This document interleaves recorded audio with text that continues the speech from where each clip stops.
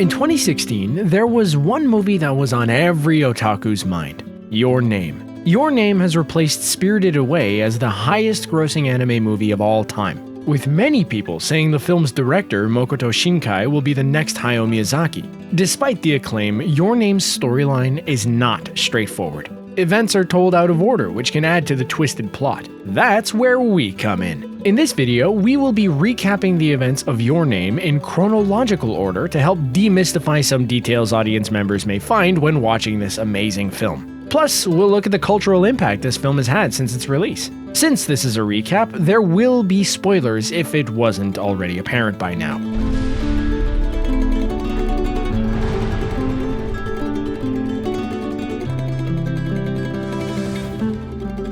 Before Your Name went on to gain so much acclaim, Mokoto Shinkai had a few different names for the film before settling on Your Name. Production of this film went back to 2014, and in his initial proposal to Toho Animation, the film was first called I Knew It From a Dream. This was a reference to the Japanese poem Your Connection by Ono no Kamachi. The other possible title Shinkai had considered was You Are Half of This World, before settling on Your Name. Shinkai was inspired by other anime like Ranma One Half and Inside Mary, as well as classic Japanese poem Torikaibaya Monogatari.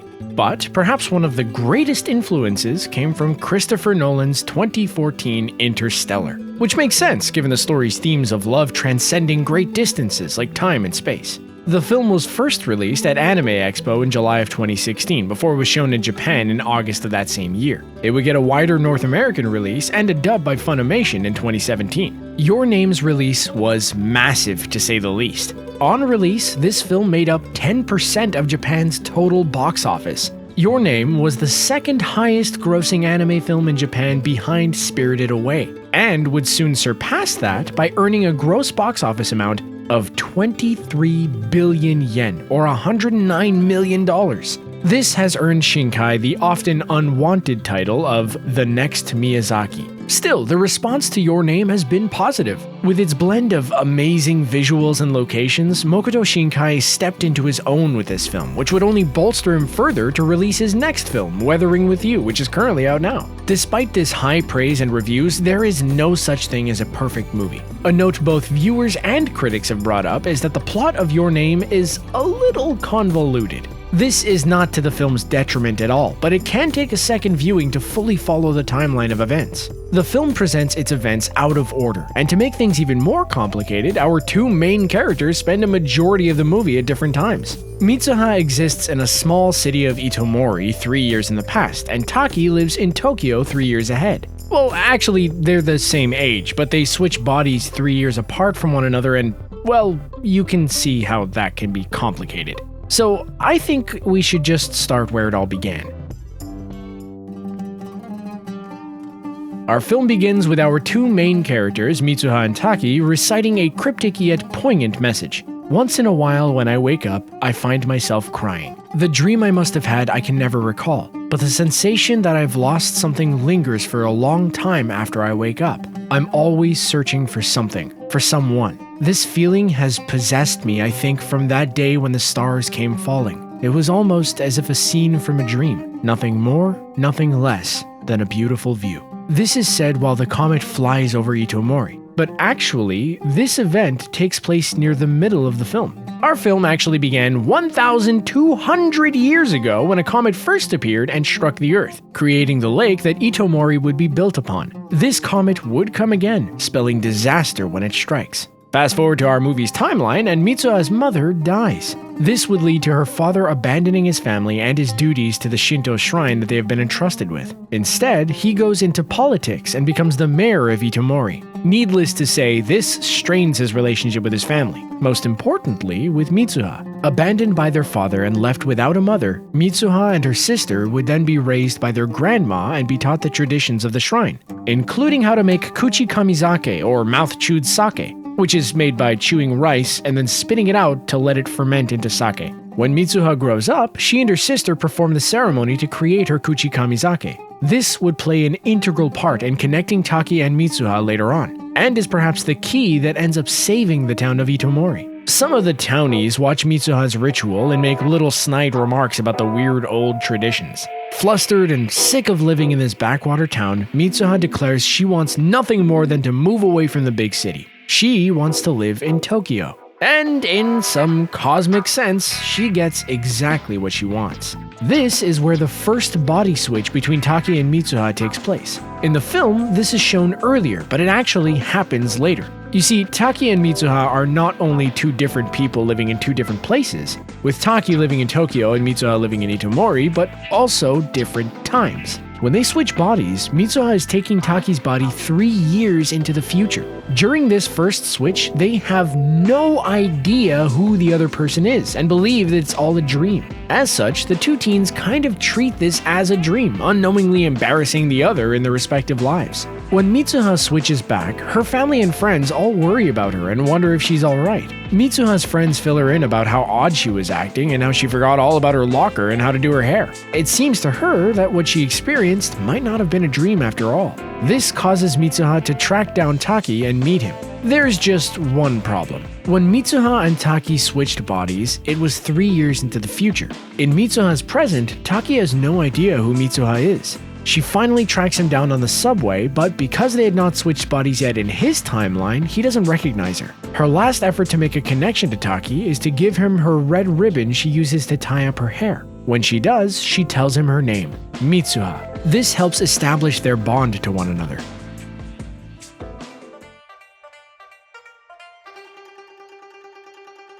Mitsuha returns home just in time for the festival her hometown throws every year. During the festival, the comet from before appears. Remember the beginning of the movie when our two characters recited that little poem? This is when that takes place. And as the comet splits apart, the unthinkable happens. Mitsuha and all of Itomori is lost when the comet strikes Earth. Mitsuha dies. What happens next really tests the bounds of space-time. 3 years pass, and Taki finds himself in Mitsuha's body. This is an alternate timeline before Mitsuha dies, but before Taki and her meet. These switches happen for several weeks and happen about twice a week at random. The common trigger, though, is sleep. When Taki goes to bed, sometimes he'll wake up as himself, and sometimes he'll wake up as Mitsuha. During this point in the film, Taki and Mitsuha get to know each other more by experiencing each other's lives. They develop their own little system of communicating. Mitsuha leaves notes in Taki's diary app for him to read when he returns to his body. After a while, Taki wants nothing more than to meet this girl he's been body swapping with. If only he knew where she lived. He gathers her surroundings and makes sketches of the town, but it never really occurs to him to ask what the name of her town is.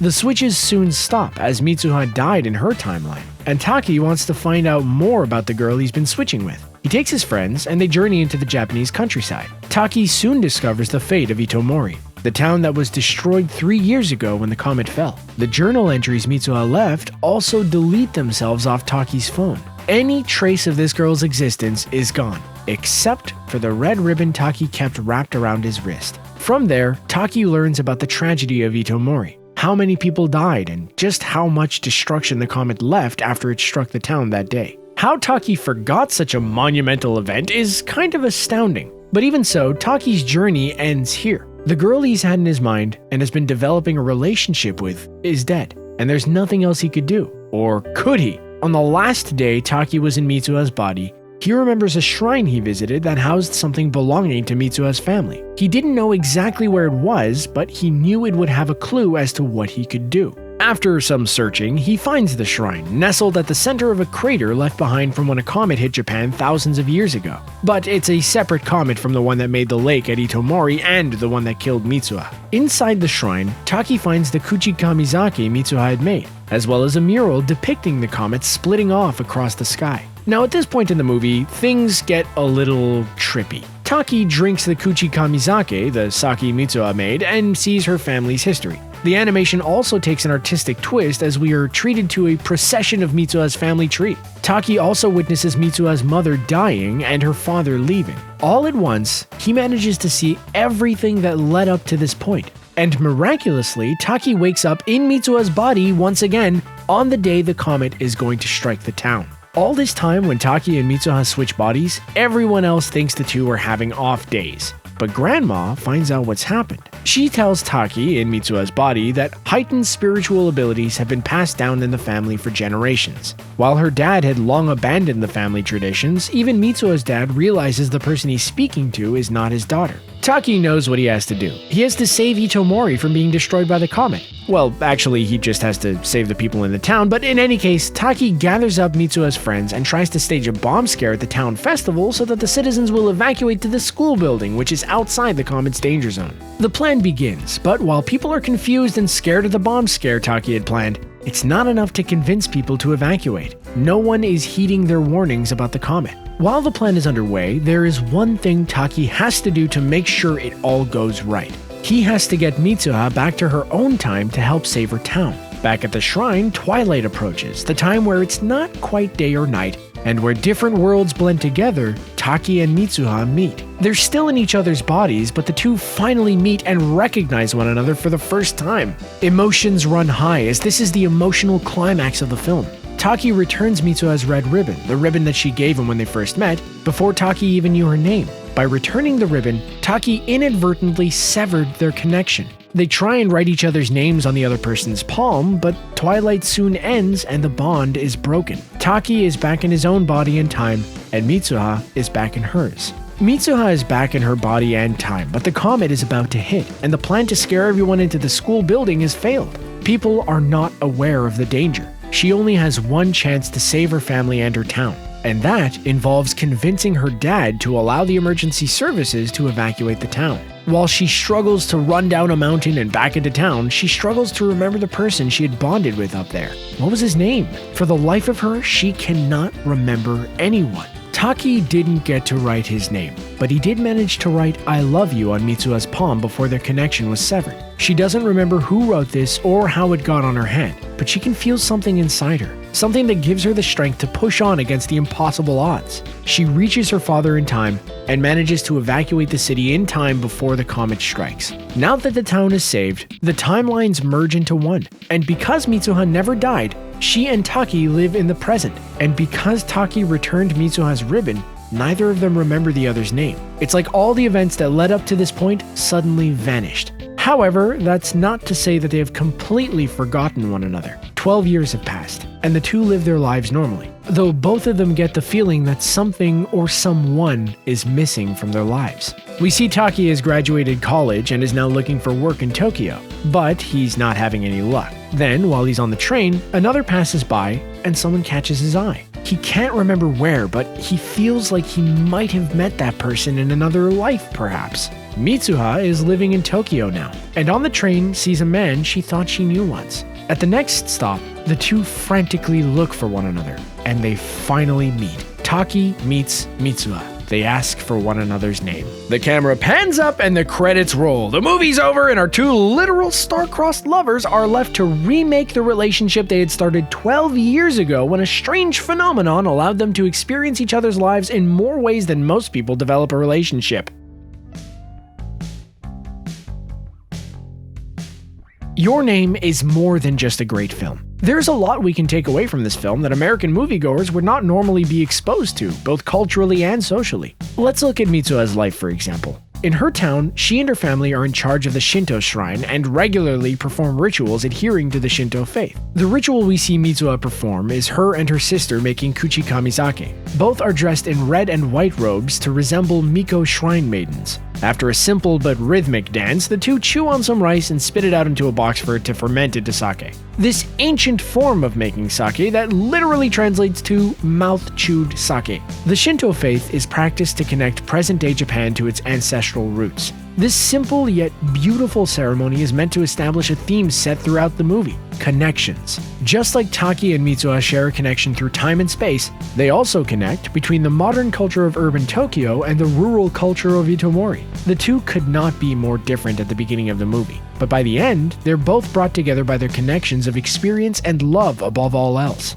This idea of connection is universally applicable, even to our own lives and our different cultures. Socially speaking, this film emphasizes a familiar kind of love and is not shown as sexual like what we're often subjected to when it comes to romance flicks. Going back to the Kuchi Kamizake, it not only establishes a cultural connection between Mitsuha and Taki, but one could make the argument that when Taki drank Mitsuha's sake, they were sharing an indirect kiss. In Your Name, while the two develop feelings for one another, our main characters never actually meet, at least not until the very end of the film 12 years later. When they do finally meet, it's as if they had found that piece that was missing inside for so long. Your Name touches on an often overlooked point in romance: the yearning for a connection beyond the physical. Your Name takes the often used trope of body switching not as a comedic tool for goofs and gaffes, but as a way for the two characters to develop a relationship and experience each other's lives in a way that only body switching can do. Those are the events of Your Name explained in chronological order. I still can't get over the part where Taki drinks the Kuchi Kamizake to see Mitsuha's ancestral past and connect with her. What was your favorite part? Let us know in the comments below. And let us know if you'd like to see more of these videos in the future.